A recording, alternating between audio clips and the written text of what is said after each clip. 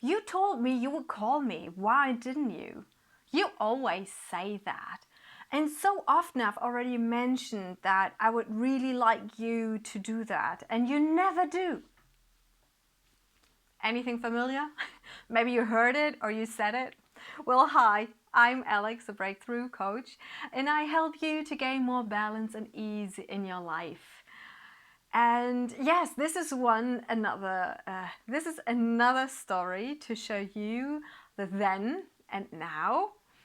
And this is about an old pattern which I fall into, which others, maybe you also sometimes, eventually, very rarely fall into.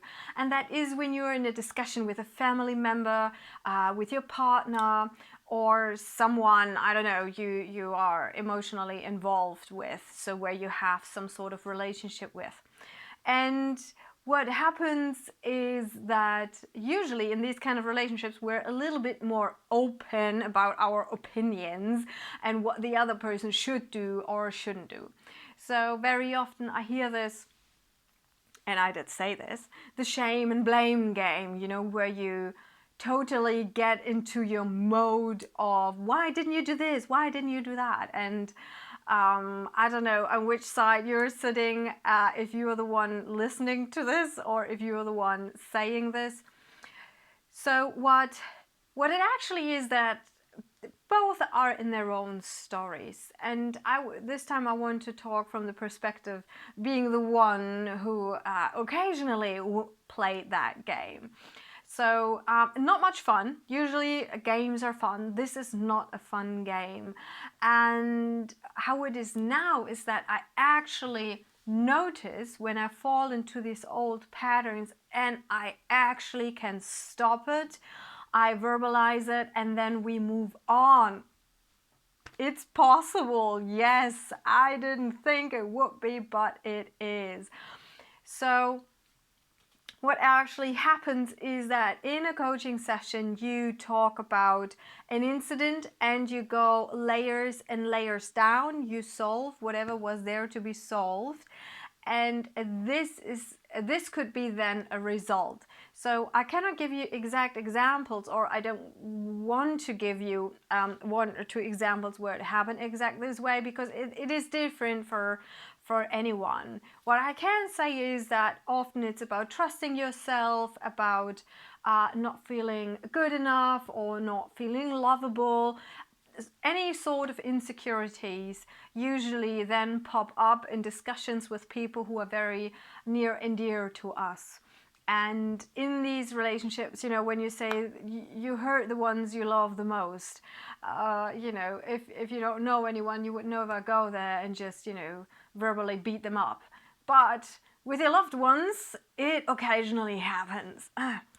So again, well, usually I say in the last two videos I mentioned that the shift, the change is not really into your face. I'm not suddenly blonde with long hair. That was not the shift. This was not the change.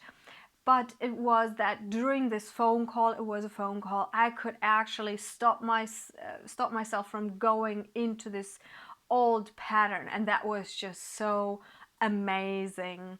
What usually would happen was what I started this video with, is that you blame the other person. You put all your expectations on that person and you're just wanting them to respond to you in a very specific way, because most probably you also felt hurt, and if they would just say the right words, then you would feel so much better.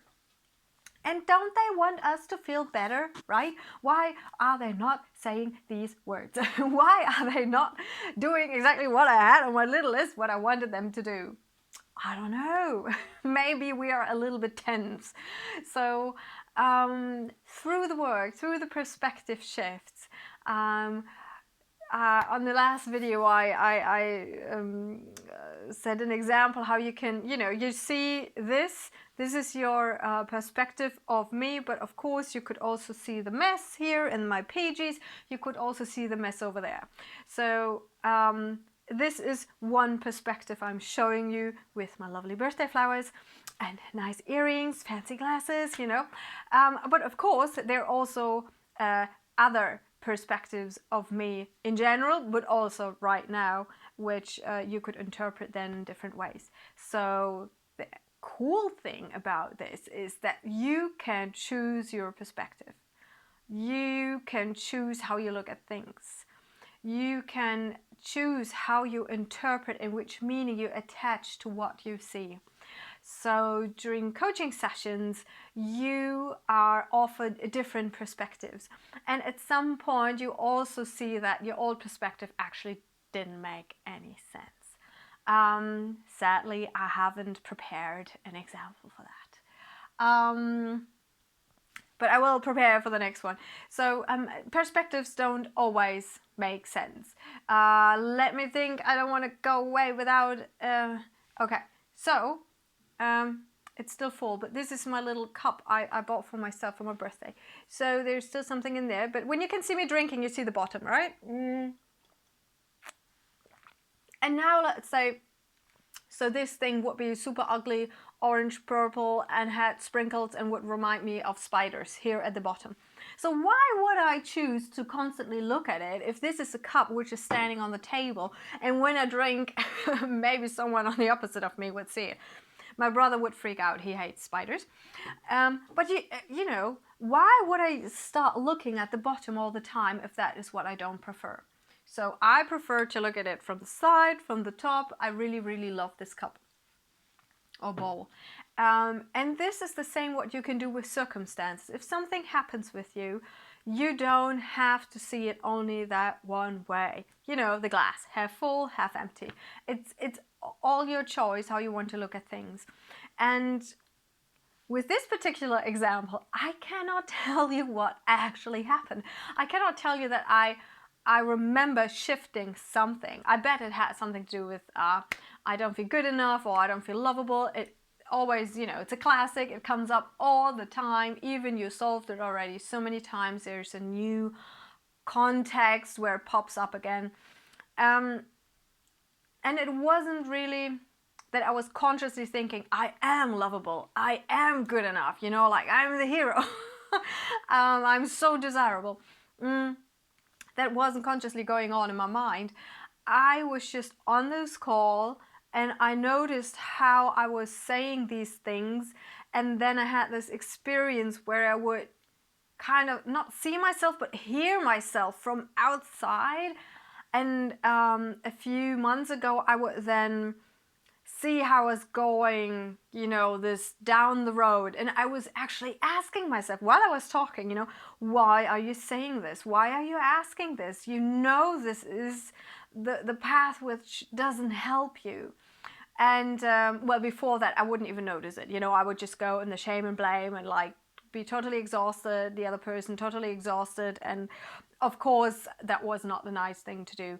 And then it gradually shifted to me, you know, seeing or hearing myself while being in that trap.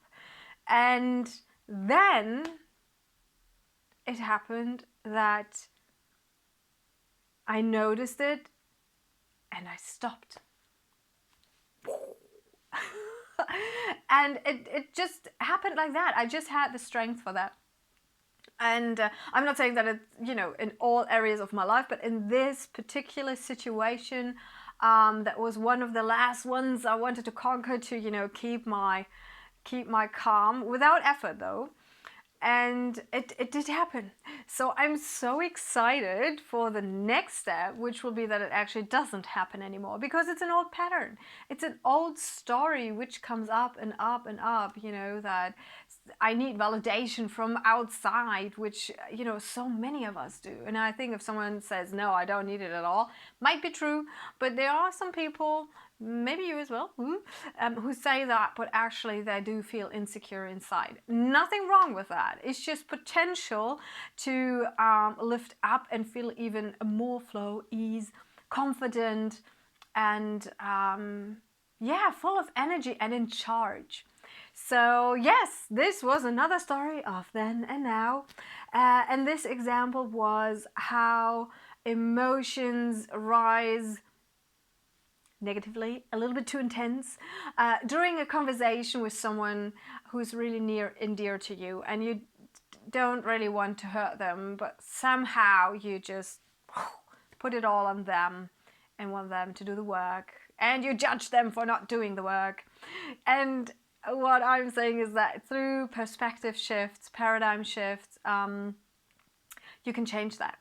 You can just totally change this and have like loving and careful, caring talks with people who you love so much, and they will make the relationship even better. Okay, thank you so much. Thank you for listening. I encourage you to reflect on that. How is your emotional habit when you get triggered when you talk with your loved ones? Let me know in the comments. Bye.